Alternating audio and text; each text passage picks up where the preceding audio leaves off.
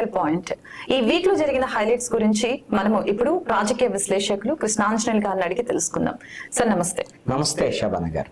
ముందుగా ఈ వీక్ లో హైలైట్స్ ఏంటంటారు, ఒక్కసారి క్లియర్ గా ఎక్స్ప్లెయిన్ చేస్తారా?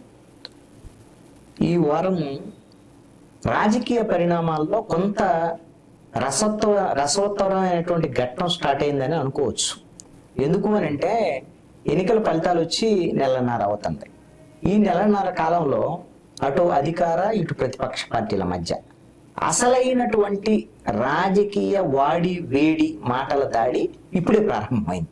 ఎందుకనంటే ఒకవైపున ఇక్కడ అసెంబ్లీ జరుగుతుంది, ఇంకో వైపున జగన్మోహన్ రెడ్డి ఢిల్లీకి వెళ్ళటము, అదేవిధంగా వైట్ పేపర్స్, ఈ అంశాలు, అవినీతికి సంబంధించినటువంటి అంశాలు, అదేవిధంగా ఎవరి ప్రభుత్వంలో ఎక్కువ దాడులు జరిగాయి, శాంతి భద్రతలు విఘాతం కలిగాయి, ఇవన్నీ అంశాలు దీంతో ముడిపడి ఉన్నాయి. ఇట్లా ఇద్దరు కూడా అధికార ప్రతిపక్ష పార్టీలు ఇద్దరు ఎవరికి ఒకళ్ళకొకళ్ళు తగ్గం అన్నట్లుగా ఈ రోజున మాటల దాడిని అయితే ప్రారంభించారనేది అర్థమవుతుంది.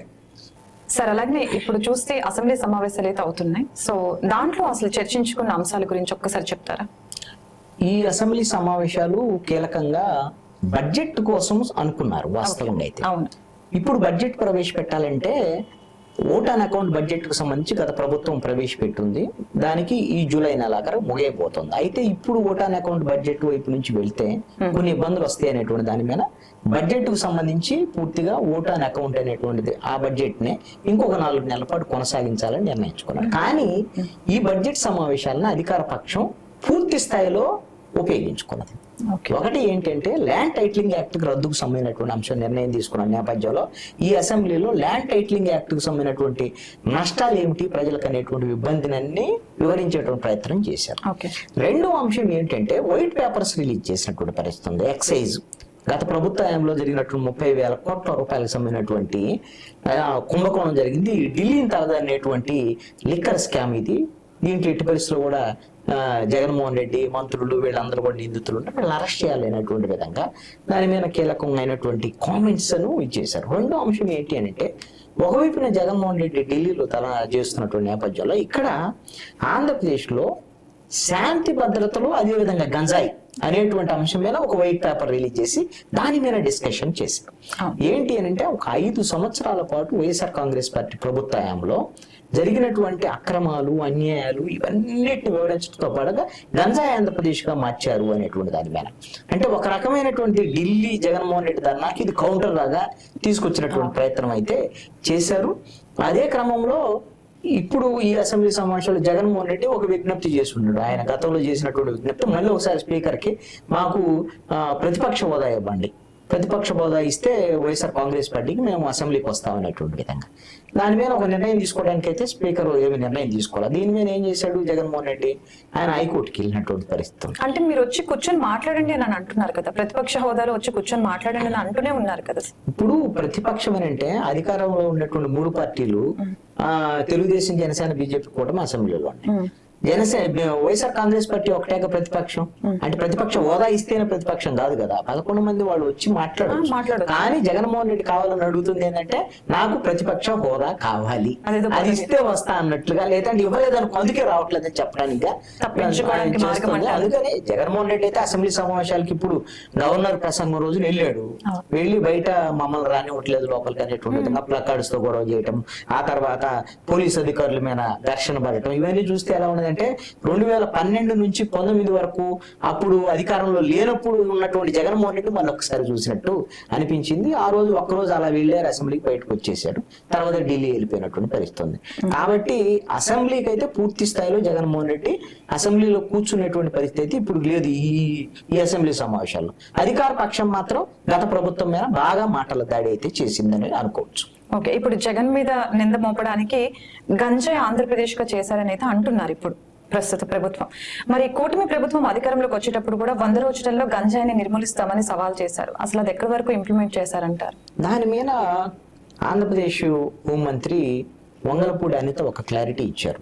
ఒక పక్కా కార్యాచరణ ప్రణాళికను మేము రూపొందించుకున్నాము.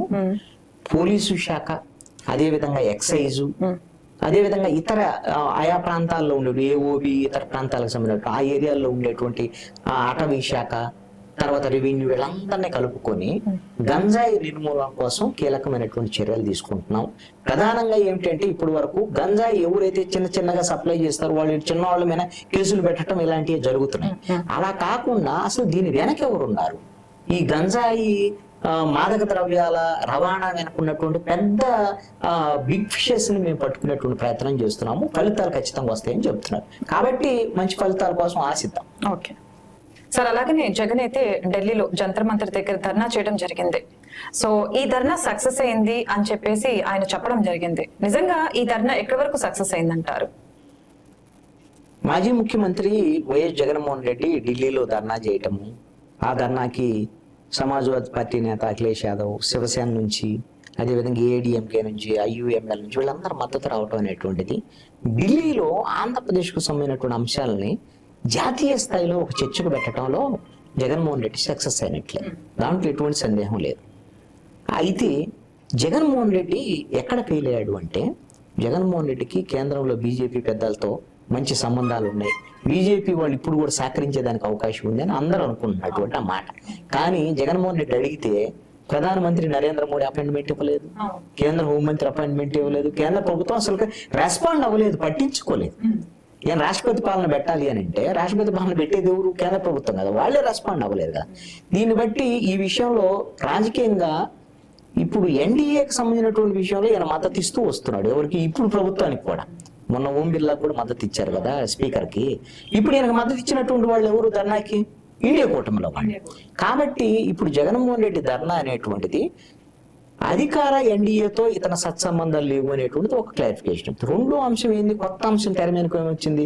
ఇతను ఇండియా కూటమితో ఏమైనా జత కడతాడా అనేటువంటి అంశం కూడా మరి తెర మీదకి వచ్చింది. ఇది జగన్మోహన్ రెడ్డికి రాజకీయంగా ప్లస్ అయిద్దాం మైనస్ అయిద్దని చూడలేనటువంటి పరిస్థితి అనమాట. ఒకవేళ ఇతను ఇండియా కూటమి వైపు వెళ్తాడు అనుకుంటే ఇప్పుడు చంద్రబాబు నాయుడు రెడీగా ఉన్నాడు, జగన్మోహన్ రెడ్డిని అరెస్ట్ చేయాలి వివిధ కేసుల్లో అని నరేంద్ర మోడీ చుట్టూ, అమిత్ షా చుట్టూ తిరుగుతున్నారు చంద్రబాబు నాయుడు. కాబట్టి వాళ్ళు గ్రీన్ సిగ్నల్ ఇచ్చారనుకోండి, జగన్మోహన్ రెడ్డి ఏదో కేసుల్లో వెంటనే అరెస్ట్ చేయొచ్చు, మరి బెయిల్ కూడా రానటువంటి పరిస్థితులకు కూడా ఒక కేసులు మీద కేసులు పెట్టేదానికి అవకాశాలు ఉండొచ్చు. అందుకని ఇండియా కూటమి వైపు జగన్మోహన్ రెడ్డి వెళ్తున్నాడు అనేటువంటి సందేశం కూడా జగన్మోహన్ రెడ్డికి నష్టం కలిగించేటువంటి అంశంగానే ఉండొచ్చు. సార్, అలాగనే ఇప్పుడు చూస్తే మదనపల్లి సబ్ కలెక్టర్ ఆఫీస్ లో ఫైల్ దగ్ధమైందని చెప్పేసి అంటున్నారు. సో దీంట్లో ఎవరి పాత్ర ఉండొచ్చు అంటారు? ఇటీవల కాలంలో మదనపల్లి సబ్ కలెక్టర్ ఆఫీసులో ఫైళ్ల దగ్ధం అంశం చాలా సీరియస్ కేసుగా ఉంది. దీని వెనక అప్పటి మంత్రిగా ఉన్నటువంటి పెద్దిరెడ్డి రామచంద్రారెడ్డి, అదేవిధంగా ఆయన కుమారుడు ఎంపీగా ఉన్నటువంటి మిథున్ రెడ్డి, వీళ్ళ పాత్ర ఉండొచ్చు అనేటువంటి దాని మీద ప్రభుత్వం చాలా సీరియస్ అయింది. ముఖ్యమంత్రి కూడా దీని మీద పోలీస్ శాఖని మీరు గట్టిగా దర్యాప్తు జరపాలనే దాని మీద ఆదేశించారు. అందుకనే డీజీపీ ద్వారకా తిరుమలరావు అక్కడికి వెళ్ళి రావటం, నేరుగా ఆయనే స్వయంగా పరిశీలించడం. ఇప్పుడు 2 రోజుల పాటు సిఐడి చీఫ్ రవిశంకర్ అయ్యన్నారు కూడా వెళ్ళి ఆ దర్యాప్తును స్వయంగా పర్యవేక్షించడం. కొంతమంది కింది స్థాయి పోలీసులు ఎవరైతే ఈ ఫైళ్ల దగ్ధానికి సంబంధించినటువంటి విషయంలో సమాచారం ఇవ్వలేదు వాళ్ళని సస్పెండ్ చేసేటువంటి పరిస్థితులు, రెవెన్యూ అధికారులు కూడా కలెక్టర్ వీళ్ళకి సమాచారం ఇవ్వలేదు వాళ్ళని కూడా సస్పెండ్ చేసేటువంటి పరిస్థితులు కనపడతాయి. అందుకని ప్రభుత్వం ఎంత సీరియస్ గా ఉందంటే, ఎవరైతే పెద్దిరెడ్డి రామచంద్రారెడ్డికి సంబంధించినటువంటి అక్రమాల బాధితులు ఉన్నారో వాళ్ళందరినీ ప్రభుత్వ కార్యదర్శి మనీ సిసోడియా దగ్గరికి పిలిచి మీరేమైనా ఉంటే బాధితులు ఉంటే మాకు సమాచారం ఇవ్వండి అని. అసలు ఎందుకు ఫైల్ దగ్ధమయ్యా ఎందుకు అని తెలుసుకునేటువంటి అంశాలు. ఇప్పుడు ఒక శోభారాణి అనేటువంటి ఒక మహిళ వచ్చి ఆమె చెప్పినటువంటి పరిస్థితి చూస్తే అందరూ కూడా పెద్దిరెడ్డి రామచంద్రారెడ్డి వాళ్ళ అక్రమాలు ఎలా ఉన్నాయని అనిపిస్తుంది.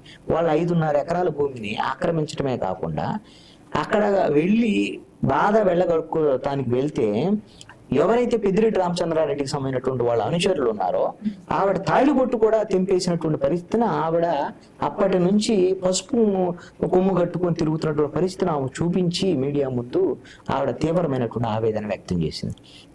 అక్కడ మాజీ పోలీసులకు సంబంధించినటువంటి భూముల ఆక్రమణ, అదే విధంగా ప్రభుత్వ భూములు ఒక 900 ఎకరాలు అసైన్డ్కు సంబంధించినటువంటి భూముల్ని పెద్దిరెడ్డి వాళ్ళ కుటుంబీకులు వీళ్ళందరూ ఆక్రమించడం, ఇవన్నీ దానికి సంబంధించినటువంటి ఫైల్స్ ఉన్నందునే ఈ విధమైనటువంటి వీటిని తగలబెట్టారు అనేటువంటి పెద్ద చర్చ జరుగుతున్నటువంటి అంశం. కాబట్టి సిఐడి విచారణ సందర్భంగా ఎవరు అసలు దోషులు, ఎవరు దీని వెనక ఎవరు ఉన్నారు, ఏంటి, నిజంగా పెద్దిరెడ్డి ఉన్నారా, మిథున్ రెడ్డి ఉన్నారా ఏంటి అని తెలియడానికి అవకాశాలు ఉండొచ్చు. బహుశా ప్రభుత్వం మాత్రం ఈ విషయంలో చాలా సీరియస్ గా ఉంది. అలాగే చూస్తే సార్, ఇప్పుడు ప్రతిపక్ష హోదా ఇస్తేనే నేను అసెంబ్లీకి వస్తానని చెప్పి జగన్ భీష్మించుకొని కూర్చున్నాడు. సో దీని మీద మీ అభిప్రాయం ఏంటి?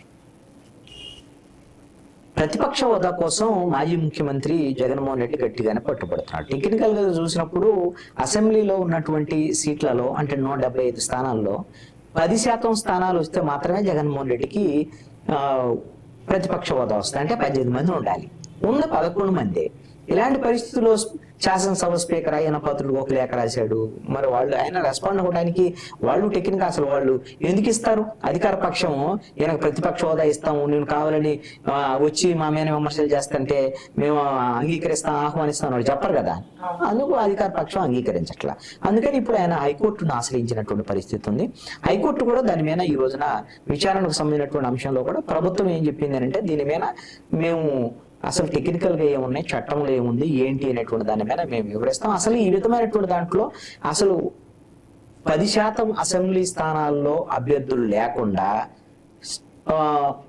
ఈ విధంగా ప్రతిపక్ష హోదా కావాలని అడగటం కరెక్ట్ కాదు అని చెప్పడంతో పాటుగా అసలు ఈ అంశమే ఏది శాసనసభ స్పీకర్ తీసుకోవాల్సిన నిర్ణయానికి సంబంధించినటువంటి అంశం హైకోర్టు పరిధిలోకి రాదు, దీన్ని అసలు విచారణకు అనర్హం అనేటువంటి విధంగా ప్రభుత్వం వాదించింది. కానీ అలా కాదు, మీరు ఖచ్చితంగా మీ వాదన తెలియజేయండి అని రాష్ట్ర హైకోర్టు చెప్పినటువంటి పరిస్థితి ఉంది. కాబట్టి ప్రభుత్వం యొక్క వాదన ఏంటి, అదేవిధంగా జగన్మోహన్ రెడ్డి వైఎస్ఆర్ కాంగ్రెస్ పార్టీ వాళ్ళ వైపు నుంచి వాదన ఏమిటి అనేటువంటి దాని మీద అసలు ఈ శాసనసభకు సంబంధించినటువంటి ఈ వ్యవహారంలో హైకోర్టు జోక్యం చేసుకుంటుందా లేదనేది భవిష్యత్తులో చూడాలి.